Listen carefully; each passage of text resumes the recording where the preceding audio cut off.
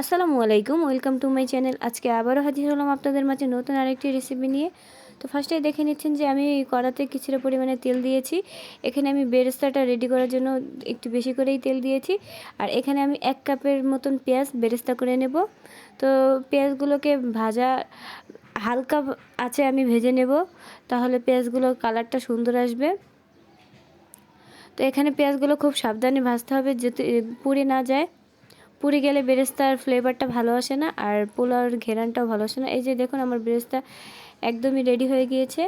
তো এখন আমি একই তেলে তেজপাতা, দারচিনি আর দু তিনটে এলাচ দিয়ে দিয়েছি, ছোটো এলাচ, আর এখানে বড় এলাচও আমি একটা দিয়েছি। এগুলো এখন কিছু সময়ের জন্য হালকা ভেজে নেব তেলে। তো দেখতেই পাচ্ছেন যে এখন আমি কিছুটা পরিমাণে ঘি দিয়েছি। এখানে আমি 2 থেকে 3 চামচের মতন ঘি দিয়েছি। আপনারা এখানে চাইলে বাটারও ইউজ করতে পারেন, আমার কাছে ঘি ছিল তাই ঘি দিয়েছি। তো এখন আমি দেখতে পাচ্ছেন আমি আরেকটার পাশে আমি পানি গরম করছি। তো আমি পোলাওতে গরম পানি ইউজ করব। এই তো আমি এখানে পরিমাণ মতো পানি দিয়েছি। এখানে আপনারা যে যার মতন পানি দিবেন চালের পরিমাণ অনুযায়ী। তো আমি এখানে আমার পরিমাণ মতো পানি দিয়ে নিয়েছি। এখন আমি এগুলোকে বলক আসা পর্যন্ত অপেক্ষা করব। এখানে আমি চাল নিয়েছিলাম 3 কাপের মতন, পানি দিয়েছি আমি প্রায় 7 কাপের মতন।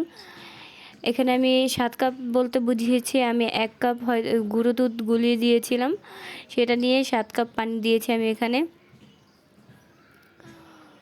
তো আমার এখানে পানি দেওয়ার পর এখানে চুলার আঁচটা একটু বাড়িয়ে দেব, আর এটা ফুটার জন্য কিছুক্ষণ অপেক্ষা করব। এই তো দেখতে পাচ্ছেন যে ফুটে এসেছে।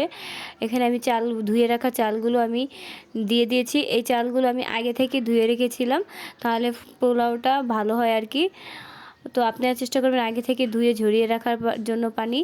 তো পানি এখন বলক এসে গিয়েছে, দেখতেই পাচ্ছেন যে বলক এসেছে। এখন আমি গাজর আর এখানে দিয়ে দিয়েছি মটরশুঁটি।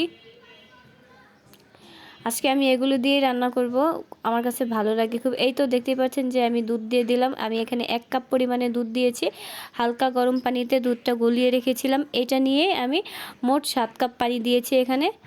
তো আপনারা আপনাদের মেজারমেন্ট অনুযায়ী পানি দেবেন বুঝে শুনে। তো এখন আমি এটাকে ঢেকে দেব। আমি এখন চুলার আঁচটা মিডিয়াম আঁচে রেখেছি। তো এখন আমি এখানে পরিমাণ মতো লবণ দিয়ে নিচ্ছি। দেখতেই পাচ্ছেন যে প্রায় হয়েই এসেছে। আমি এই পর্যায়ে কিছুটা পরিমাণে লবণ দিয়েছি পরিমাণ মতন। তো এখন আমি এটাকে আবারও ঢেকে দেব। আর এখানে আমি ইউজ করেছি হচ্ছে কেওড়া জল।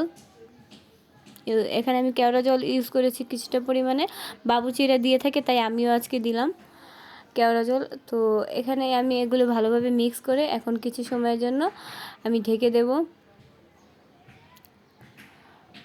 তো দেখতেই পাচ্ছেন আমার পোলাওটা প্রায় হয়েই এসেছে। আমি আবারও নাড়া দিয়ে নিচ্ছি যাতে তলানিতে লেগে না যায়।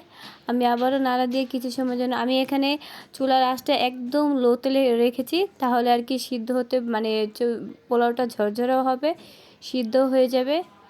আপনারা চেষ্টা করবেন চুলার আঁচটা একেবারে লোতে রেখে রান্নাটা করতে।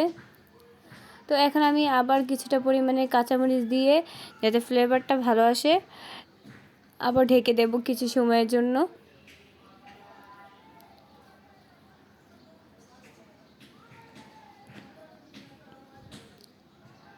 তো দেখতেই পাচ্ছেন যে আমার পোলাওটা একদমই রেডি হয়ে গিয়েছে। আর দেখতেই পাচ্ছেন যে কতটা পরিমাণে ঝরঝরা হয়েছে, তাই না? আর পোলাওটা খেতেও খুব মজা হয়েছিল, একদমই পুরো বাবুর্চির মতনই। আর এখানে আমি দেখতেই পাচ্ছেন যে বাবুর্চিরা বিয়েবাড়িতে পোলাও রান্না করে উপরে একটা তেল তেল ভাব আসে, তো আমারটাও সেম একই হয়েছে। কালারটা কতটা সুন্দর এসেছে, তাই না? দেখতে ভালোই লাগছে। উপরে আমি এখান থেকে বেরেস্তা দিয়ে দিচ্ছি। আমার আসলে পোলাওয়ে বেরেস্তা দিলে বেশি ভালো লাগে, আমি একটু বেশি করেই দিয়ে দিচ্ছি। তো আমার রান্নাটা শেষ। দেখতে পাচ্ছেন যে পোলাওটা দেখতে কতটা পরিমাণে ঝরঝরে মনে হচ্ছে, তাই না?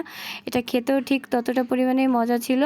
আপনারা চাইলে এভাবে বাসাতে ট্রাই করে দেখতে পারেন। আর আজকের রেসিপিটা আমার কেমন লাগলো সেটা কমেন্টে অবশ্যই জানাবেন। দেখা হচ্ছে নেক্সট ভিডিওতে। আল্লাহ হাফেজ।